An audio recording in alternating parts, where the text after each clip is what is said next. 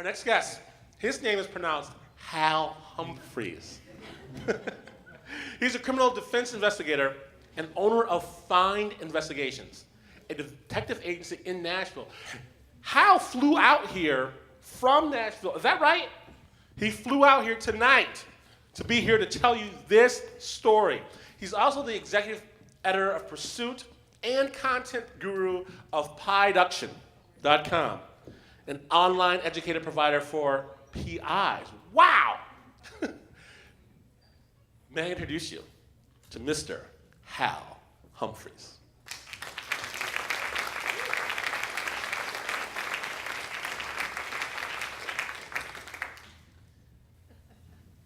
I'm a recovering public radio producer.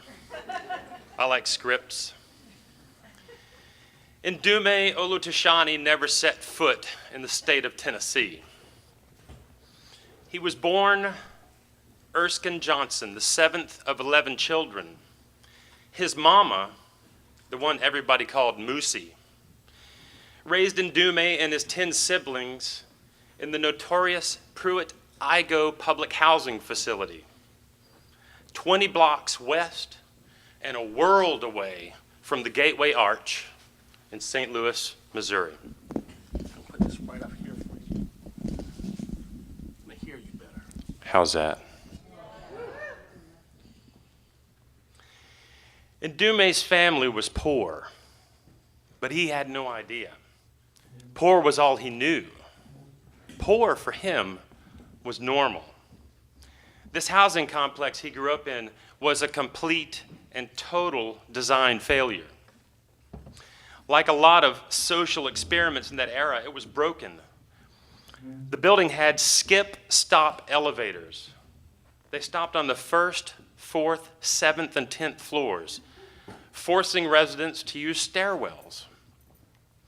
As a child, Ndume squeezed by drunkards, thugs, and junkies in murky stairwells, a place where everything from mayhem to murder took place, in his words.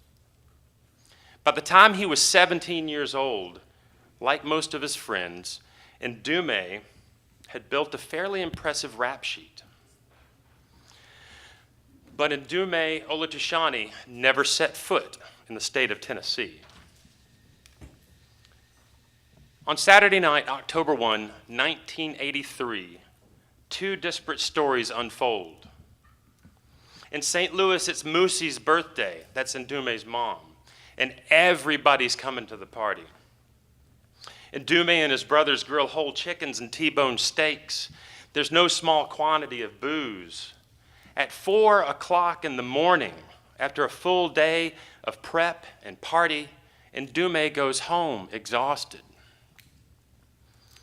A few hours later, 300 miles south and a world away, two thugs from a St. Louis crew known as the Brown Gang drive their maroon station wagon up to the front door of the Food Right Grocery in Memphis, Tennessee. Their plan is to rob the place, get out clean with a wad of cash. Their plan goes wrong. In the resulting chaos, one of the two thugs shoots Joe Valencia, the store owner. He dies. Ndume Olutoshani never set foot in the state of Tennessee until the U.S. Marshals hauled him there to stand trial for the murder of Joe Valencia. Memphis, Tennessee in 1983 was roughly half African American. The jury was not. The prosecution presented their case against Ndume to an all-white panel. Prosecutors offered what appeared to be solid evidence, a handprint taken from above the rear passenger side door of the maroon station wagon. The police, they said it belonged to Ndume. One of the prosecution's key witnesses, named Elizabeth Starks, testified that Ndume admitted to the crime while staying at her house. The jury believed her. Ndume's own defense attorney, a first-time capital defender, said this to the jury: "It's not for me to say whether Erskine Johnson is a good enough man to live. That's up to you to decide." The jury sentenced Ndume to death. Anne Marie Moyes never traveled to Tennessee. Her parents raised her in New York and San Francisco. She graduated Johns Hopkins University with a degree in international studies, moved to Germany. There she taught English and traveled around Europe. When she moved back to the States, Anna Marie took a job curating prison art shows, showcasing talented inmates' work, hoping to give prisoners a name and maybe some small portion of dignity. Meanwhile, Ndume stacked hard time and indignities in equal measures. Sitting in his 10 by 12 cell at the River Bend Maximum Security Prison, that's Tennessee's death row, he taught himself to paint. His was not the usual dark art of death row, rather happy and hopeful canvases. And one in particular caught the eye of Anne Marie Moyes. It was an African maiden standing bare-breasted, all toothy white smile against a blue African sky. Anne Marie met Ndume for the first time at a show featuring his work. He didn't seem to belong there, she recalls. He had a light, an energy. He had hope. They visited often. She listened to his side of the story from the night of Saturday, October 1, 1983, and she believed him. She was so thoroughly convinced of his innocence that she thought it'd be easy to persuade a court of appeals to let him go. I can tell you from experience that investigating a non-DNA case can be tedious, time-consuming, and extremely discouraging. Anne Marie pored over police reports, case files, witness statements. She even moved to Tennessee. She had no idea what she was doing, so Anna Marie enrolled in Vanderbilt Law School in the year 2000. After 6 years of digging, researching, chasing leads, reading reports, she graduated at the top of her class.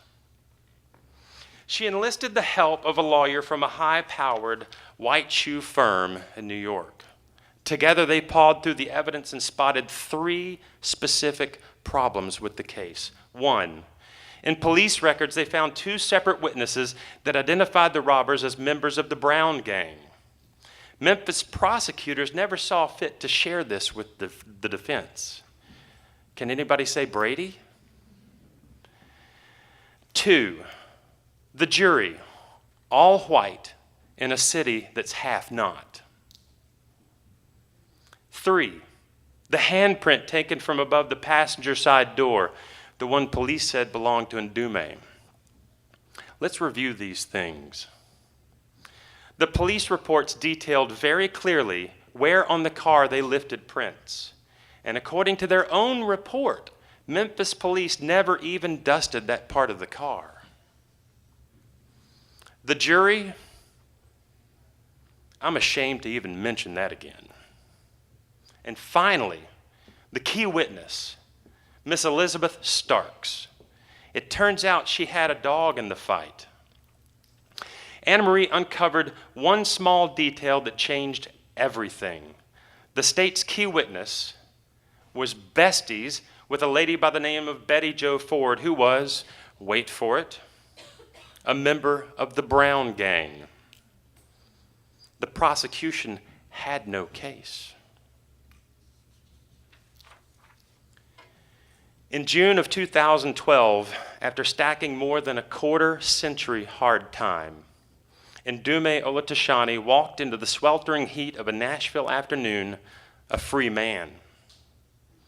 Ndume paints his canvases in a small, brightly lit studio in the side room of a neat little bungalow in East Nashville. He shares his home with his one true love and wife, Anne Marie Moyes.